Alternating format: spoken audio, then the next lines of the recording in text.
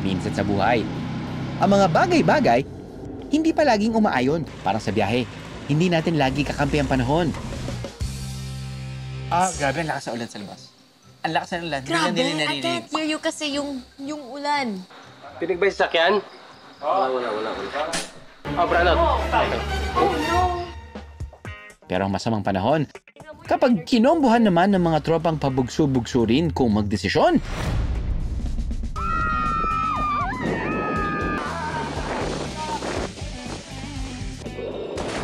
Bakit tayo tatanggi sa bakasyon?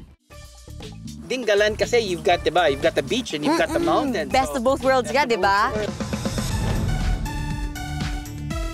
Kahit masama ang panahon, tuloy pa rin ang pag-aura natin. Dito yan sa Dingalan, Aurora. Ang tuna ng Dingalan, talagang hindi rin magpapaiwan sa listahan ng palakihan. Guys, halos hindi na mabuhat. At ito pa, mabibili lang ito ng 250 pesos kada kilo. Kumpara sa Maynila na kadalasang 450 pesos kada kilo. Kung anong kinagaan nito sa bulsa, siya namang heavy gut ng mga nahuhuli ritong tuna. Ang mano-mano nilang pagpapalang o paghiwa ng tuna, tetestingin natin kasama ang game na game. Wala bukid noon. Hanggang dito sa Dingalan, ang sparkle artist na si Caitlin Stave. Wala po. Ayan, nakat na siya. Madaming lamok. Okay. Ha? Gusto mo pa to? Iba. Biyak na siya. Biyak na yung ano. Iyak na yung sangkalan. Sangkalan. Nay, pwede niyo bang ipakita sa amin kung paano pugutin ang ulo ng... hindi pala. Sorry, pugutin ang ulo. Kung paano i-chop ang tuna. Yes, sir. Gamit-gamit ang... Gulok. Pok-pok. Gulok at pang pok-pok. Pok-pok. Okay. Sige po. Dito po muna yung ikakat para madali siya. Kinakailangan matalim ang gulok, Diba, diretso? Yan. Ganun lang pala yun. Sir, kumbaga, dahil hindi ka naman sanay, akala mo lang madali yan. Nga po. Pero... Nako, alam kong mukhang madali, pero... Mahirap. Mahirap. Mukha nga mahirap. Medyo naawa ako dyan. Ito na. Ito na talaga. Magiging tuna. Magiging tuna. Magiging tuna talaga sila. Tuna. Dalawa na sila. Oo. Corny mo. Yeah, sorry. Anong tawag sa yung kinakain nating hilaw na tuna? Sashimi. Sashimi. Yung cook, Ko? luto na. Luto na. Okay, parang uwi na tayo. Kayo, Nay, parang okay na to, no? Okay na. Sige guys, Okay. Nay, feeling ko kailangan mo yung tulong ko. Or I think hindi naman talaga, pero gusto ko lang masubukan talaga. Gusto ko lang talaga masubukan. Medyo mariin ang palo. Medyo malakas. Malakas. Opo. Okay, lakas ito.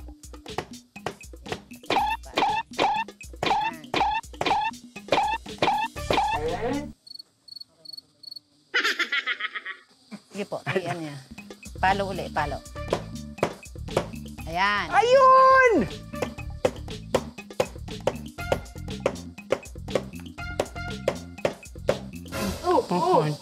Nakaisa ka na ha? Gigil na! Paano nga yung gigil, Caitlin? Oh my gosh! Ang bigat! Let's try it. Okay. Yan. Yan, o, diba? Cut ka agad siya. Hindi pa pwedeng magpakabusog. Marami pa tayong tuna dishes na titikman. Sa kainang ito, samod-saling putay ang kanilang inihahain. Tulad ng tuna binakol at tuna sinuglaw. Grabe, ang lakas ng ulan sa labas. Ang lakas ng ulan. Grabe! I can't hear you kasi yung ulan. Malakas. Ano? Malakas yung ulan sa labas. So, perfect dish. Itong tuna binakol. Ooh! I love it! I love it! Bigyan kita. Oh yes, Ano naman please, yun sa'yo? please. Ano yun? Sayote ba yun? Ito, yes. Sayote. Can I have some of that? Sayote, yung tuna, Sayote. sabaw. Tapos dun yung buko meat. Oh, okay. Alam nyo, Oh. hindi ako mahilig sa buko meat. No, like buko talaga. Parang I don't... No. But I'll try it. I'll try it.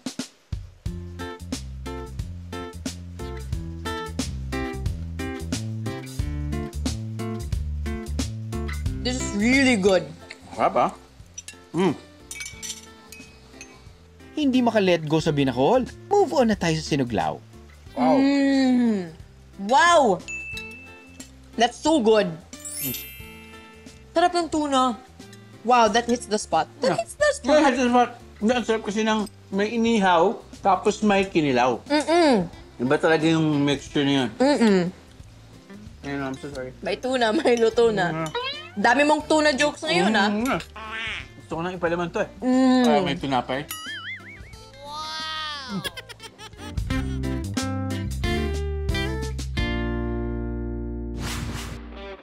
Kung hindi umurong si Caitlyn na subukan ng pagkain hindi niya hilig kainin. At hindi rin nagpakabog sa pagpapakita ng horseback riding skills noong bumisita tayo sa hometown niya sa Bukidnon. Eh ngayon kaya? Wait, guys, I think hindi ko kaya. Hindi mo kaya. Kauna-unahang adventure park sa probinsya ng Aurora. Dito matatagpuan sa bayan ng Dingalan.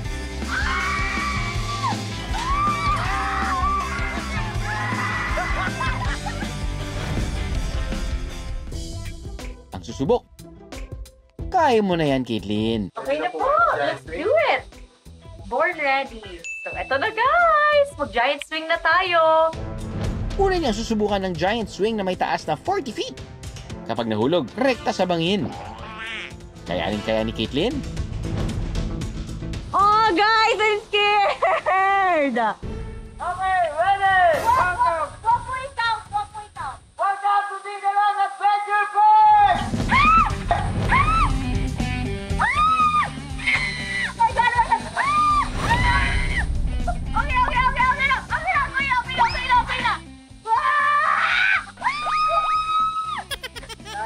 Guys, I cannot open my eyes talaga. Natatakot ako! I was so scared because syempre, di ba, recently injured yung finger ko. Natatakot lang ako sa pressure lang talaga. I've tried naman giant swing before, pero I think mas mataas to. I was closing my eyes the whole time. Nakapikit talaga ako kasi nakakatakot, syempre. Like yung feeling ng falling. Masaya siya, para siyang roller coaster talaga. Like ma-feel mo sa chan mo na parang there's a butterfly flying. A butterfly flying! Pero yeah, masaya siya.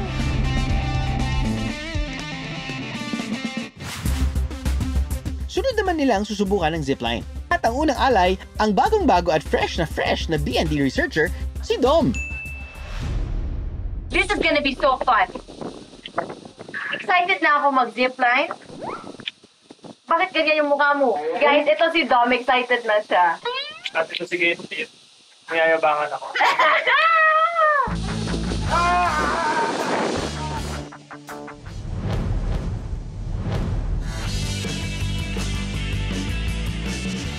Kanina hindi ako natatakot. Ewan ko bakit ngayon natatakot ako. Oh, guys, ayoko. Ayoko talaga. Ayoko.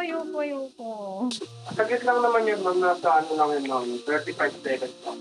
35 seconds?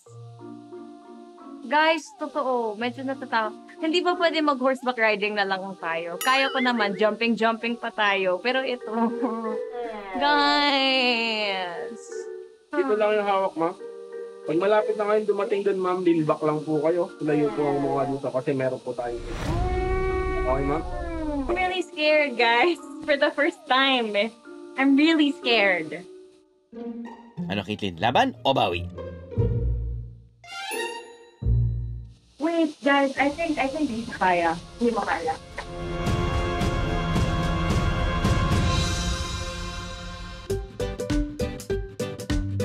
Mukhang matatagalan pa ang pagpapakondisyon ni Caitlyn, Baka abutan tayo ng ulan. Pero di tayo papaawat sa ulan, ha? Kahit tayo mismo ang sabawan. What? Ang mga naglalakihang kawa na ito sa Dingalang Aurora, hindi raw ginagamit sa pagluluto, kundi sa pagpapakulo ng mga turistang gusto raw sumarap. Sharapin? Huwag kang malikot. Kasi papakuluan ka nga eh. Mamalay ko dyan.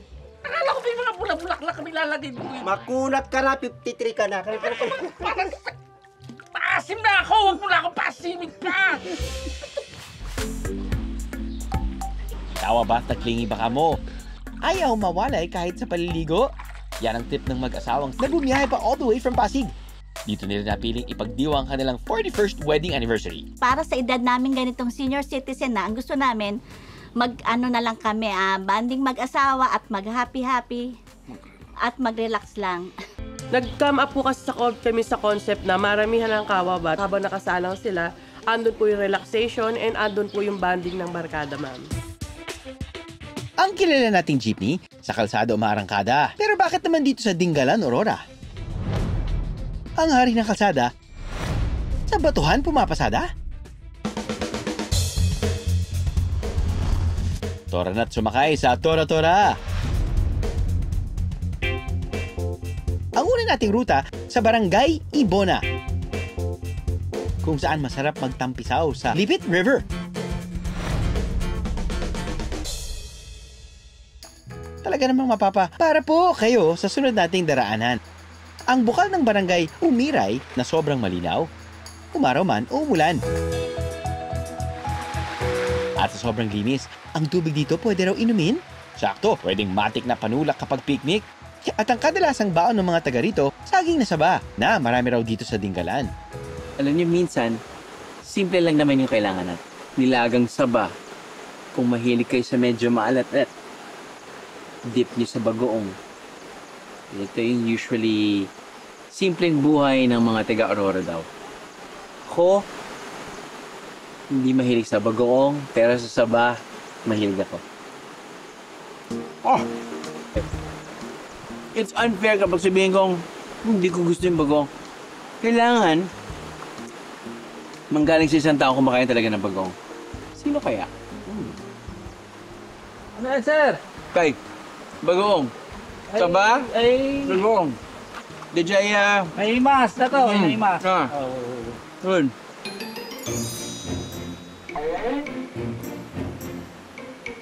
Bagoong. Kumusta yung combo? Kumbaga sa ibang lugar, ginamos. Ginamos! Oo. Sa Cebu. Sa Ilocano, bagoong isda. Bagoong isda. Tabang kasi pag hilaw eh. So, Ang tigas, matabang. Kailangan pampalasa. Sandali lang! Sige tayo. Dali. What a guy. What a guy. Simple sa palasa pero rock, di ba? Ang katubigan, simple pero nakaka-fresh. Ingit kayo? Sama kayo sa paglangoy ko, Bieros. Hindi raw mapapaaray sa bukal ng Umiray dahil 20 pesos lang. Only swimming na rito. At kung gusto ring marating ito, sakay ng Tora-Tora, di rin naman mabigat sa bulsa.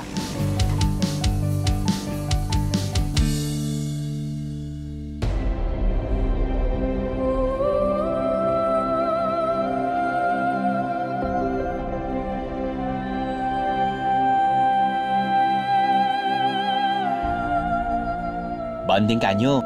Paano kung may ganitong view pa na bonus? Attack!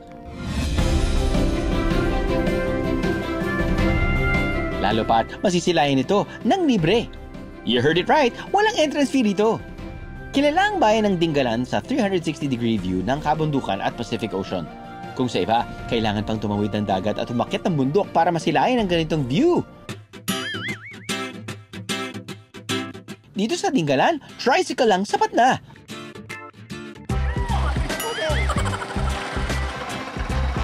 Oh, sino kayo dyan?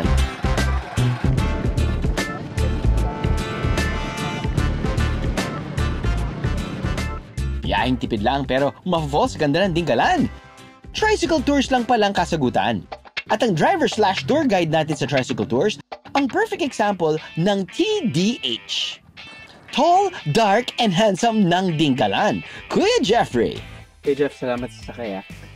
Tidlin, is this your first time to experience na tour sakay ng tricycle? Parang first time ko ma-experience yung tour talaga. Pero I've ridden they call it motorella kasi dun sa amin. Motorella sa inyo? Oo, rela. Rela. So I've ridden motorella naman before, pero first time like tour talaga. Tour talaga, no? Kailan nagsimula yung samahan nyo ng mga tricycle drivers and riders na gawing, I guess, parang naging negosyo nyo na, hanap buhay, na mag-tour? Bali, nagsimula po kami, sir, noong 2022, by September, sir. Bakit po kayo nagsimula 2022? Nagkaroon po kasi nung na time na hindi na po na pagtuturan yung White Beach dahil nagkaroon po siya ng temporary close. Nag-close yung White Beach, so nag-isip kayo ng paano kayo pwedeng kumita? Yes po. So, nag-isip na lang po kami ng mga landmark na pwedeng pagdalan po sa mga guests po namin. Dingalan kasi you've got, diba? You've got the beach and you've got the mountains. Best of both worlds nga, diba? I think maganda talaga dito. So, para sa akin, whole day talaga. Whole day. Maganda talaga dito eh. You really need to see everything. Hindi talaga sasapat ang isang araw lang sa Dingalang Aurora. Dahil sa dami ng pwedeng puntahan at dami ng putahing dapat matikman. Ako po, hindi naman ako masyadong mahilig sa buko. Pero excited naman ako kasi may sugar siya. Kaso nasa lugar ka ng maraming buko. So, I guess, why not coconut? Hello mga biyaheros! Kasama ko po ngayon si Nanay Roda. And ngayon, turuan niya ako kung paano magluto ng Pakumbo. Pakumbo. So ito yung buko dish na delicacy dito sa Aurora. Ito po yung buko na ang tawag po namin lukarin. Mas matanda po siya sa buko. Okay. Pero hindi pa po siya niyog. Yung kinukudkod na niyog, hindi pa. Nasa in-between po siya. Let's try it out! Ang unang gagawin po natin, kakayurin natin yung buko, ma'am. Kakayo din siya, ma'am. Hindi pwede na putol-putol. Ang bilis niyo po. Medyo nasanay na, ma'am. Kasi dito po sa amin, ano to, ma'am, parang household, ano lang to. Pag gustong, halimbawa, nag-crave ka sa matamis, ito yung pinakamadaling paraan. Kapag nakayod na ang buko, paghahalu-haluin lang ang mga sangkap. Feeling ko, yung dessert na to, perfect sa weather na ganito. Diba ngayon, umuulan, diba? Super gloomy, super cold yung weather. So ito, it's like a warm, sweet treat. Perfect day actually for us to cook this. Kaya excited na ako mag-try nito. Pero pang isang tawag dyan, ma'am eh. Yung gusto mo na hindi siya talaga matigas. Pero hindi rin ganyan kabasa. Ang tawag bukayo. Bukayo? Oo. Pag matigas siya, ang finished product mo, pakumbo.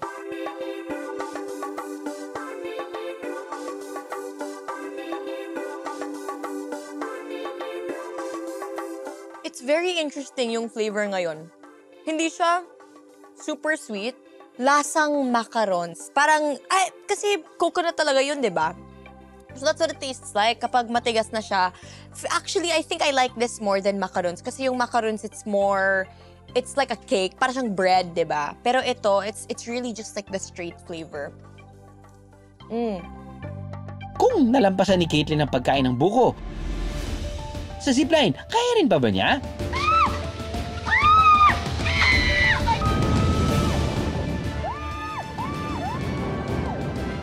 Okay. Masusubukan yan sa kauna-unahang adventure park ng probinsya ng Aurora. Giant swing, check! Sana naman, sapat ang mga nakain mo bilang pampalakas ng loob, Caitlyn. Carry ba today? Oh, I'm so scared. Wait, guys, I think hindi kaya. Hindi mo kaya. But I really want to do it. But I'm so scared. I don't know why. I'm so scared. Guys, wait. Natatakot talaga ako. Oh, guys, I'm really so scared. Pero ang dapat na aatras ng si Caitlyn, gusto lang pala ulit ng mga kasama. Cling yarn? Wait down. Wait down. Tawa mo na lang.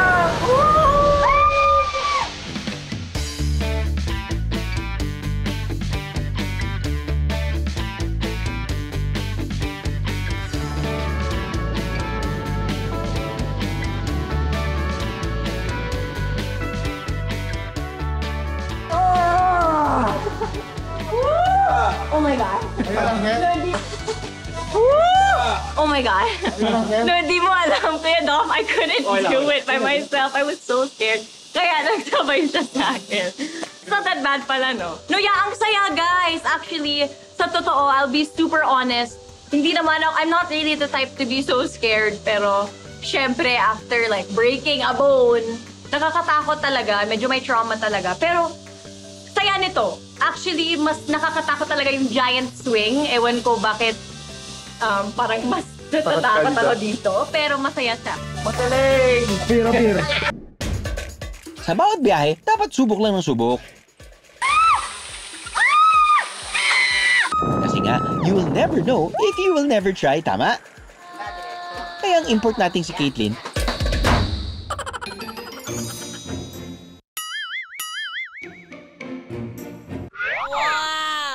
pasusubukin nating tumikim ng gulay na tatak Aurora. Ang klase ng pako na ito, mas malaki at mataba kumpara sa karaniwang pako. Halos kasing laki na ito ng sitaw. Masarap daw itong gataan. Ang perfect na kasama, hipong sapa na umaabot hanggang braso ang haba. Ang nangunguha nito, ang pamilya ni Nanay Emily. Sakay ng kolong-kolong, bumabiyahe sila ng kalahating oras patungo sa paanan ng Bundok Bukbok sa Barangay Ibona. Pagkatapos, maglalakad pa ng ilang oras sa masukal na kagubatan.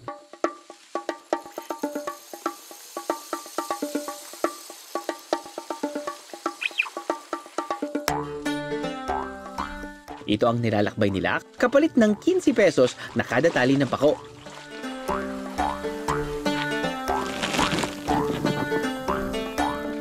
Ang anak naman ni Nanay Emily na si Mary Rose ang nakatoka sa panguhuli ng hipong sapa.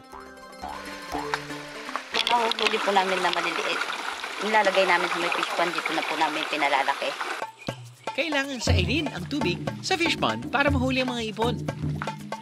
Saka ito isa-isang dadamputin ni na Mary Rose sa putik na umaabot ng hanggang bewang.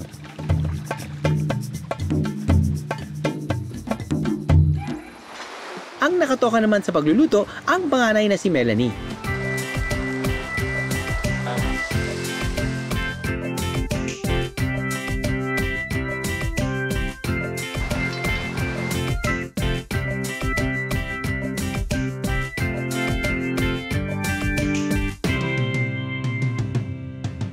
Ito yung pako.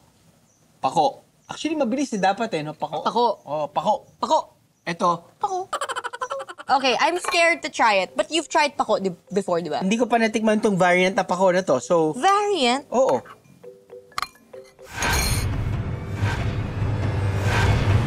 Oh my God. Ang sarap. Oh my God. Totoo. Hindi, masarap siya. Masarap siya. Oh! Parang siyang broccoli. Parang overcooked na broccoli.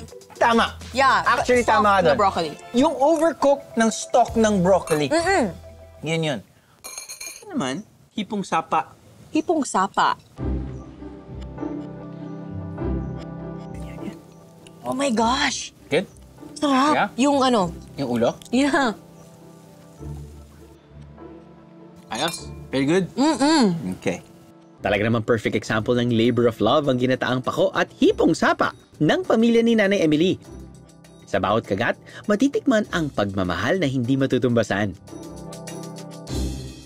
Malawak ang karagatan sa Dingalan, Aurora, kaya sagana sila sa mga lamang dagat. Dahil feeling generous sila, ang isa't kalahating mixed seafood halos ipamigay na lang nila. Pero ang siste, kailangan maubos sa loob lang ng 5 minuto. Hey, it's Papa Jowa. May papa ka na, may jowa ka ba ng Dingalan? Hey, what's up guys? My name is Kashuti TV from Dingalan, Aurora. Kung may Drew Arellano, ako ang drone na engkanto sa bahay ng Dingalan. 3, 2, 1, game!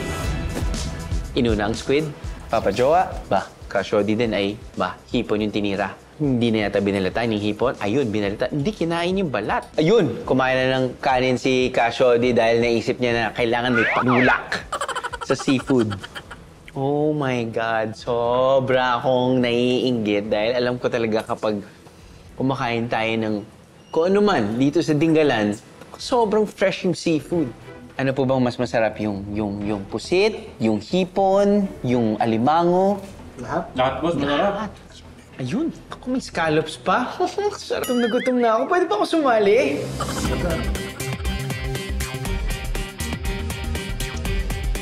Ten, 9, 8, 7. Bakit na kumain pa kanin? Is 5.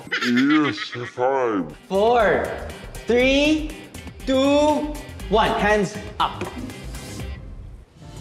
I think we have a clear winner. Yes. Ladies and gentlemen, palakpakan po natin silang dalawa. It's a tie.